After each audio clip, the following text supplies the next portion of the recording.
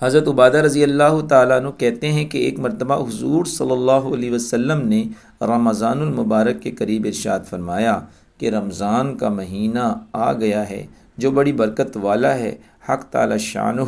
اس میں تمہاری طرف متوجہ ہوتے ہیں اور اپنی رحمت خاصہ نازل فرماتے ہیں، خطاؤں کو معاف فرماتے ہیں، دعا کو قبول کرتے ہیں، تمہارے تنافس کو دیکھتے ہیں اور ملائکہ سے فخر کرتے ہیں،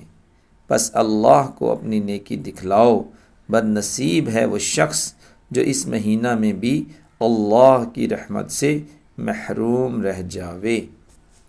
فائدے میں شیخ الحدیث رحمۃ اللہ علیہ نے لکھا ہے، تنافس اس کو کہتے ہیں کہ دوسرے کی حرص میں کام کیا جائے اور مقابلہ پر دوسروں سے بڑھ چڑھ کر کام کیا جاوے، تفاخر اور تقابل والے آویں اور یہاں اپنے اپنے جوہر دکھلاویں۔ فخر کی بات نہیں، تحدیث بن نعمہ کے طور پر لکھتا ہوں، اپنی نااہلیت سے خود اگرچہ کچھ نہیں کر سکتا مگر اپنے گھرانہ کی عورتوں کو دیکھ کر خوش ہوتا ہوں کہ اکثروں کو اس کا اہتمام رہتا ہے کہ دوسری سے تلاوت میں بڑھ جاوے۔ خانگی کاروبار کے ساتھ 15-20 پارے روزانہ بے تکلف پورے کر لیتی ہیں،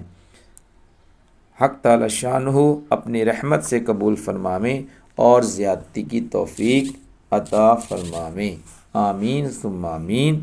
اللہ تعالیٰ سے دعا ہے کہ جو کچھ بھی ہم نے پڑھا اور سنا اپنی بارگاہ عالی میں قبول و منظور فرمائے، اور ہمیں بھی اللہ تعالیٰ ان مبارک احادیث پر عمل کرنے کی اور دوسروں تک پہنچانے کی توفیق عطا فرمائے، آمین ثم آمین۔ جزاکم اللہ خیرا۔